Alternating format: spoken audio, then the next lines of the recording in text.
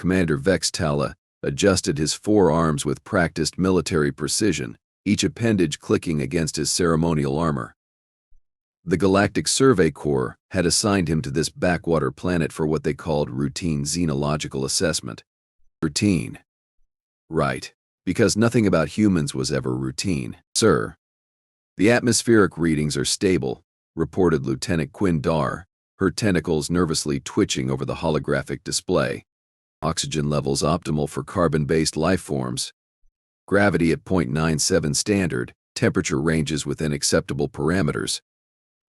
Vex'tala's mandibles clicked in what passed for amusement among his species. Acceptable parameters. That's what they said about the last 3 human colonies we surveyed. Remember what happened to Survey Team Theta?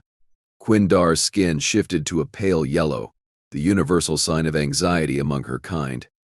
They found the humans had somehow weaponized their own waste products, sir. Precisely. And Survey Team Gamma discovered humans using fermented plant matter as both fuel and recreational beverage. These creatures defy every logical prediction model we possess. The transport ship Stellar Prominence descended through the planet's atmosphere, its hull gleaming like polished obsidian against the alien sky. Below them stretched endless forests, mountain ranges, and what appeared to be several human settlements scattered across the landmass. Establishing primary base camp coordinates, announced Navigation Officer Zil Moth, his cybernetic eye whirring as it focused on the terrain below. I've located a suitable clearing approximately 2 kilometers from the nearest human settlement. Far enough to avoid immediate contact, close enough for proper observation. Vex'tala nodded approvingly. Excellent. Deploy the standard reconnaissance configuration. Perimeter sensors, communications array, temporary shelters, and, of course, the containment field generators. We can't have these humans wandering into our equipment uninvited. The landing was smooth, despite the planet's slightly higher gravity. Within hours, the survey team had established a thoroughly professional military encampment. 12 members of various species, each selected for their expertise in xenological studies, had created what looked like a small metallic city in the middle of the wilderness. Containment field is operational, reported Engineer Blixon, his 6 legs scuttling between control panels with mechanical efficiency. Energy signature minimal, should be virtually undetectable to primitive human technology. Primitive? Vex'tala repeated with a chuckle that sounded like grinding metal. That's what we said about their primitive combustion engines before they figured out how to make them fly through space. Dr. Yil Andra, the team's chief xenobiologist, looked up from her specimen collection equipment. Commander, preliminary scans indicate this planet hosts an unusually diverse ecosystem. The insect populations alone are remarkable. Define remarkable, Doctor. Well, sir, the biomass readings suggest insect colonies of unprecedented size and organization. Some of the swarm formations I'm detecting could number in the billions. Billions, Commander. Vex'tala's expression grew serious. Are they hostile? Unknown. But their movement patterns suggest highly coordinated behavior, almost like military formations, actually. The first day passed without incident. The team established their research protocols, began cataloging local flora and fauna, and maintained discreet observation of the nearby human settlement. Everything proceeded according to standard procedure. It was during the second day that things started getting interesting. Sir, Quinn Dar called out, her voice tight with concern. I'm detecting unusual seismic activity, not geological. Something biological. Vex'tala strode to the sensor station, his boots clicking against the metallic floor plating. Show me. Yeah. The holographic display revealed a 3-dimensional map of the surrounding area. Thousands of red dots were moving beneath the surface, forming what looked like underground highways leading directly toward their position. Those are insect tunnels, Dr. Yilandra breathed. Extensive networks, all converging on our location. How extensive? Commander, I'm reading tunnel systems extending for kilometers in every direction. The coordination required for this level of construction would suggest intelligence far beyond typical insect behavior. Vex'tala's mandibles clicked rapidly, a sign of deep thought. Recommendations? We should relocate immediately. Quindar suggested. Find higher ground. Somewhere these creatures cannot tunnel. Negative. We have a mission to complete. Besides, our containment field should protect us from any local wildlife. That was his first mistake. The attack began at dawn on the third day. Not with the dramatic flair of military assault, but with a subtle wrongness that made everyone's skin crawl. The air seemed to vibrate with an almost inaudible humming. Contact, shouted Zilmoth from the perimeter station. Multiple contacts, all sectors. The ground around their camp began to bulge and shift as if the earth itself was alive. Cracks appeared in the soil, spreading outward like lightning bolts. Then came the sound. A low, thrumming buzz that seemed to come from everywhere at once. Containment field status. Vex'tala barked. Holding steady, sir. Energy levels normal. That's when the first wave emerged. They weren't particularly large as insects go. Each individual specimen measured perhaps 5 centimeters in length, with iridescent carapaces that reflected the morning sunlight like tiny mirrors. Under different circumstances, they might have been beautiful, but there were billions of them. The swarm rose from the ground like a living tsunami, a writhing mass of wings and mandibles that darkened the sky.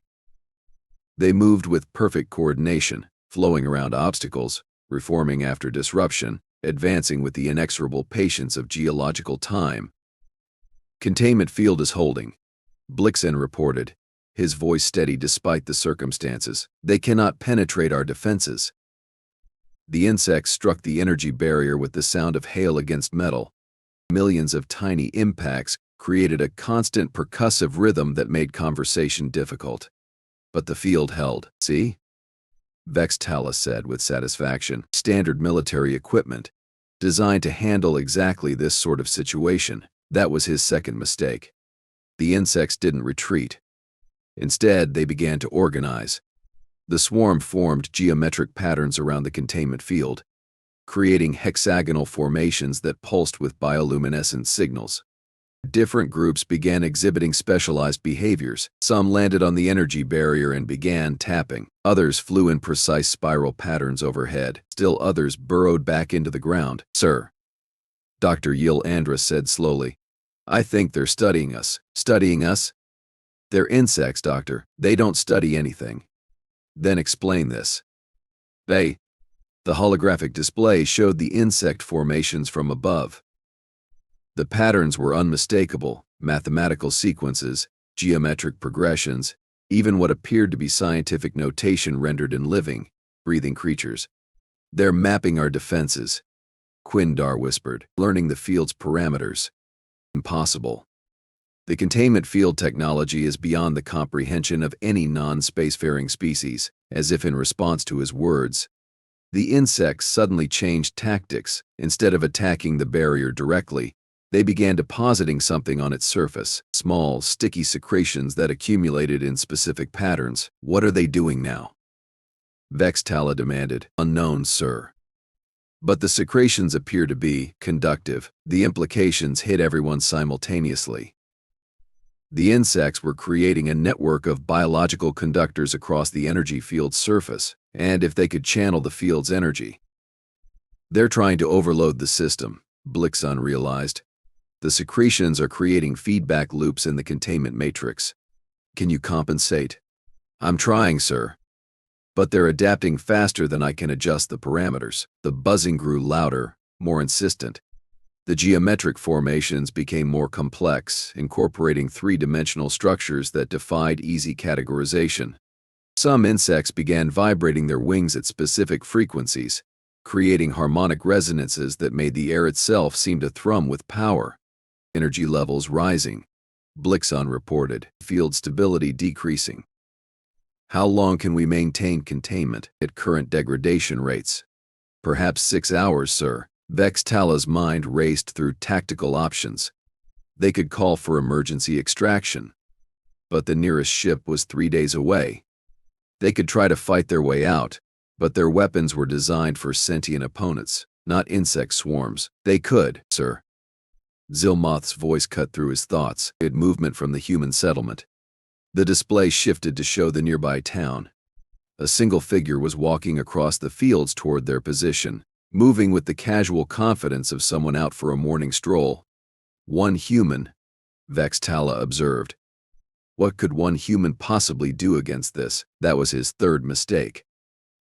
The human was a female, approximately 30 standard years old, wearing what appeared to be agricultural clothing. She carried a shovel over one shoulder and something that looked like a portable water container. Her approach was leisurely, almost contemplative. Should we attempt communication? Quindar asked. Negative.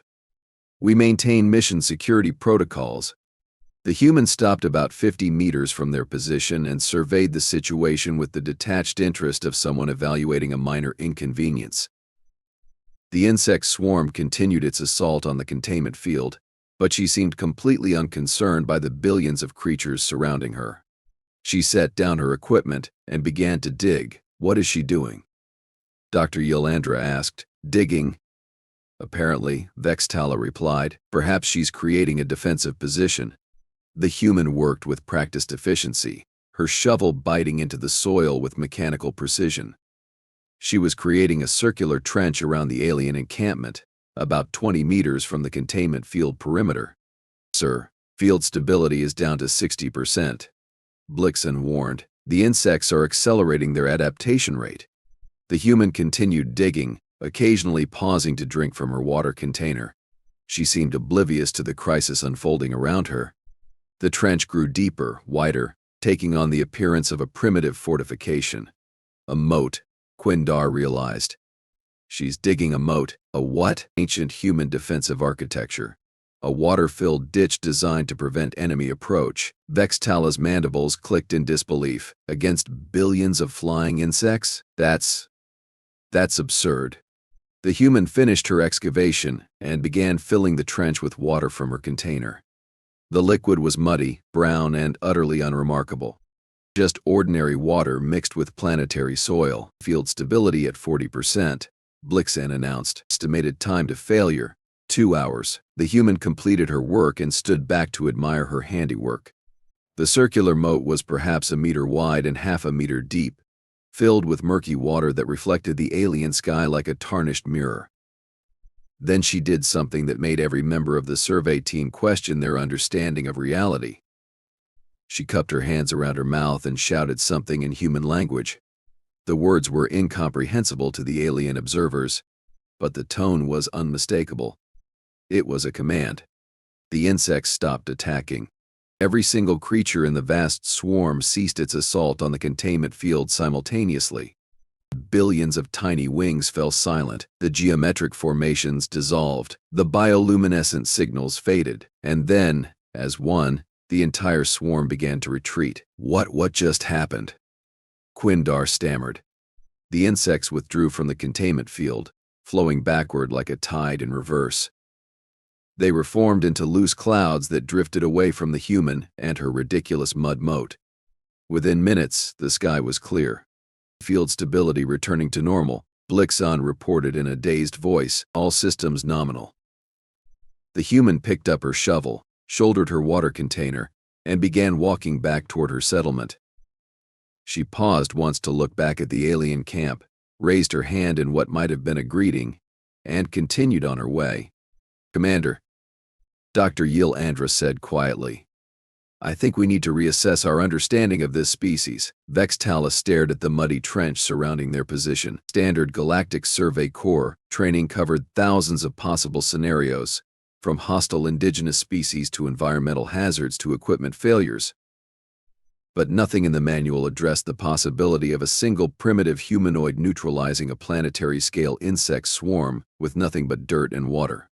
Sir, should we file a report about this incident? What would we say, Lieutenant?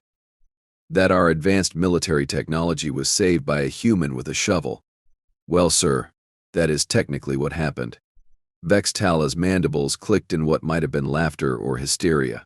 Begin preparation for Phase 2 observations. And Quindar? Yes, sir. Start a new file. Classification, inexplicable human behavior. I suspect we're going to need it. The mud moat continued to encircle their camp, an absurd reminder that sometimes the most sophisticated problems had the most primitive solutions. And somewhere in the distance, a human farmer was probably having lunch, completely unaware that she had just redefined the limits of xenological possibility. The survey team settled in for what promised to be a very long assignment. 3 days had passed since the mud moat incident, and Vex'tala still couldn't shake the feeling that his entire understanding of the universe had been turned upside down. The survey team had maintained their position within the protective circle of murky water, conducting observations with newfound respect for human unpredictability. Status report, Vex'tala commanded, his forearms working simultaneously across multiple data terminals. All systems operational, sir. Engineer Blixon replied, his 6 legs tapping nervously against the deck plating. The containment field remains stable, though I've been monitoring some unusual energy readings from the moat. Unusual how? Well, sir, the water appears to be generating a low-level electromagnetic field, nothing dramatic. But it's definitely there. I can't explain the mechanism. Dr. Yilandra looked up from her research station, her tentacles coiled with excitement. Commander, I've been analyzing the insect behavior patterns from the attack. The coordination levels were beyond anything in our xenobiological databases. These creatures were operating with hive mind efficiency that rivals our most advanced artificial intelligence networks, and yet they retreated from muddy water. Vex'tala observed dryly. Doctor, in your professional opinion, what exactly are we dealing with, sir? I believe we're witnessing something unprecedented. The insects weren't just swarming randomly. They were problem-solving, adapting, learning from our defenses in real time. But the moment that human appeared, they responded to her like subordinates receiving orders from a superior officer. Lieutenant Quindar's skin shifted to a deep purple, indicating profound confusion. Sir, I've been monitoring human communications from the settlement. They're discussing something called pest control season. Apparently this happens annually. Pest control season? Vex'tala repeated. They treat billion creature swarms as seasonal pest control. It gets worse, sir. According to their transmissions, different humans specialize in different types of problems. There's one individual who handles the flying nastiness, another who deals with underground trouble, and someone they refer to as the Snake Whisperer. Vex'tala's mandibles clicked rapidly. Snake Whisperer. They have specialists for dangerous reptile control? Sir, I don't think snakes are considered dangerous here. The humans seem to categorize them as garden helpers along with something called murder hornets and house centipedes. Murder hornets are garden helpers? According to their agricultural database, yes, sir. The conversation was interrupted by Zilmotha's urgent announcement from the perimeter station. Contact. Multiple human signatures approaching from the settlement. Vex'tala moved to the observation deck, his cybernetic eye adjusting to focus on the approaching figures. 3 humans were walking across the fields toward their position, carrying various primitive tools and what appeared to be containers of different sizes. Analysis? Then 2 females, 1 male, Zilmoth reported. The female who constructed the moat is among them. They appear to be consulting with each other about something. The humans stopped just outside the mud moat and began an animated discussion. Their gestures were directed toward the alien encampment, and their expressions suggested they were solving some kind of practical problem. Can we translate their conversation? Vex'tala asked. Partial translation available, sir, Quindar replied, her tentacles working over the linguistic analysis equipment. They're discussing structural improvements, something about reinforcement and seasonal considerations. Reinforcement of what? Unknown, sir. But one of them just mentioned the autumn surge and keeping the off-worlders safe. Vex'tala felt a chill run down his spine. They know we're here. Sir, they've known we're here since we landed. I'm detecting historical communication patterns that suggest they've been monitoring our activities from the beginning. The humans concluded their discussion and began to work. The male started digging additional trenches that connected to the original moat, creating a more complex water system.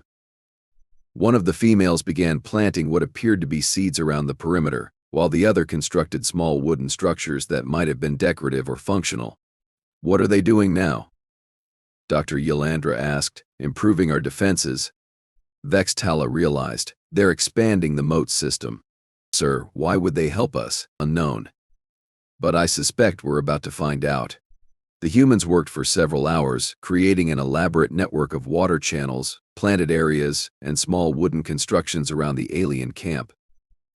When they finished, the female who had originally saved them approached the containment field and spoke in clear, measured tones. Universal translator engaged, Quindar announced, message incoming.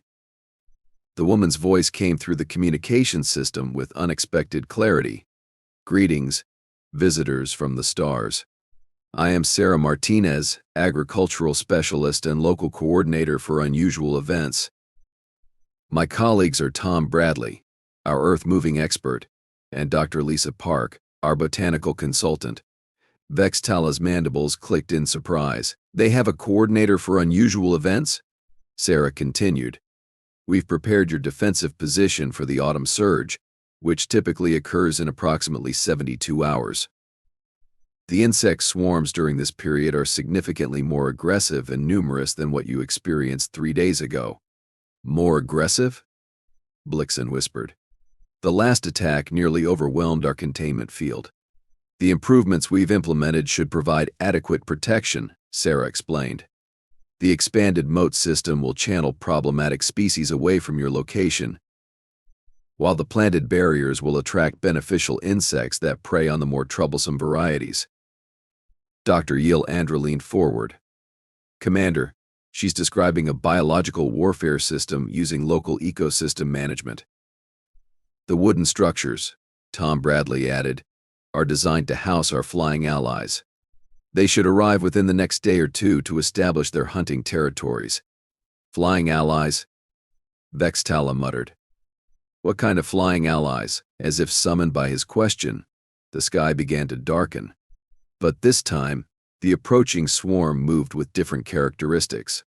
Instead of the geometric precision of the previous attack, these creatures flew in loose, organic formations that spoke of individual intelligence rather than hive coordination. Birds, Dr. Ylandra breathed. They're using birds as biological weapons. Hundreds of avian species descended toward the alien camp, but instead of attacking, they began occupying the wooden structures the humans had constructed. Within minutes, the entire perimeter was surrounded by what appeared to be an aerial defense network. Dr. Park, Sarah continued, would you like to explain the botanical components? The third human stepped forward, her voice carrying the authority of expertise. The plants we've installed are specifically chosen for their insect-repelling properties. Some produce chemical compounds that disrupt insect navigation systems, while others emit ultrasonic frequencies that interfere with swarm coordination. The combination of water barriers, aerial predators, and chemical deterrents should provide comprehensive protection, Sarah concluded. Though I should mention that if you're planning to stay beyond the winter season, we'll need to discuss the spring migration patterns. Spring migration patterns? Vex'tala asked, though he wasn't sure he wanted to know the answer. The underground species become active during the spring thaw, Tom explained cheerfully. Much larger than the flying varieties, and they tend to be more persistent in their problem-solving approaches. Vex'tala's mind struggled to process this information. How large? Mass. Individual specimens can reach 2 meters in length, with tunneling capabilities that can compromise most standard foundation materials. But don't worry, we have protocols for that too. Protocols? Vex'tala repeated weakly. Standard earth-moving equipment, strategic water redirection, and if necessary, we can call in Marcus Thompson. He specializes in large-scale underground negotiations. Underground negotiations? He talks to them, Sarah explained matter-of-factly. Most of the larger species are quite reasonable once you establish proper communication channels. The alien survey team exchanged glances that conveyed volumes of shared disbelief. Their advanced technology, their military training, their sophisticated understanding of xenobiology, all rendered irrelevant by humans who apparently conducted diplomatic negotiations with giant underground insects. The commander. Dr. Yil Andra said slowly. I think we need to fundamentally reconsider our mission parameters, sir. Incoming transmission from Galactic Survey Command, Quindar announced. They're requesting a preliminary status report.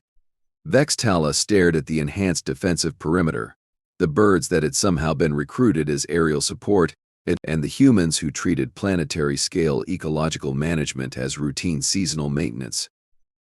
Tell them we're conducting extended observations, he decided. And Quindar? Start a new research proposal. Sir, title it, Recommended Protocols for Human Integration into Galactic Survey Operations. I suspect Command is going to be very interested in recruiting these people. Sir, are you suggesting we should offer them positions in the Survey Corps? Lieutenant, I'm suggesting we should offer them command positions in the Survey Corps. Sarah Martinez approached the containment field once more, carrying what appeared to be a data pad of primitive but functional design. Commander Vex'tala, we've prepared a comprehensive seasonal management schedule for your extended stay. It includes contingency plans for weather events, wildlife interactions, and communication protocols with the local human population. How do you know my name? Vex'tala asked. Your communication systems aren't as secure as you think, Sarah replied with a smile that somehow managed to be both friendly and terrifying. We've been monitoring your transmissions since you arrived. Don't worry, we haven't shared the information with anyone outside our immediate response team. Response team? Every human settlement maintains a first contact response team, Dr. Park explained. Standard protocol for dealing with off-world visitors. We've had these procedures in place for about 3 generations now. 3 generations? Vex'tala's voice rose several octaves. How long have you known about galactic civilization? Oh, we've known about you folks for quite some time, Tom Bradley said casually. We just haven't been ready for formal contact yet, still working out some political and social issues on our end. But you're ready now. Well, you're here, aren't you? Sarah pointed out, and you seem like reasonable people. Plus, you're contributing to our seasonal wildlife management program, which is always appreciated. Vex'tala realized that everything his species thought they knew about first contact protocols was completely wrong. Instead of primitive beings awed by superior technology, they had encountered a species that had been quietly preparing for galactic integration while simultaneously developing the most effective planetary ecosystem management techniques in known space. Sarah Martinez, he said formally, on behalf of the Galactic Survey Corps, I would like to extend an invitation for formal diplomatic contact between our civilizations. That's very kind of you, Commander, Sarah replied. I'll pass your invitation along to the appropriate authorities. In the meantime, please enjoy your stay. The autumn surge should begin in approximately 68 hours, and it's really quite spectacular to observe from a safe distance. As the humans departed, leaving behind their improved defensive systems and casual redefinition of interspecies relations, Vex'tala found himself laughing. Not the clicking mandible laughter of his species, but genuine, overwhelmed amusement at the absurdity of the situation. Sir, Quindar asked, what do we tell Command? The truth, Lieutenant. We tell them that we've encountered a species that treats billion-creature insect swarms as minor seasonal inconveniences, uses birds as military assets, and has been casually monitoring galactic civilization for decades while waiting for the right moment to make contact. And if they don't believe us, then we invite them to visit during the spring thaw, Vex'tala replied. I'm sure Marcus Thompson would be happy to demonstrate his underground negotiation techniques. The mud moat continued to encircle their camp, now part of a much larger defensive network that represented humanity's practical approach to problem solving. And somewhere in the distance, Sarah Martinez was probably filing a report that would forever change the balance of power in the galaxy. The survey team had come to study primitive humans. Instead, they had discovered their future colleagues,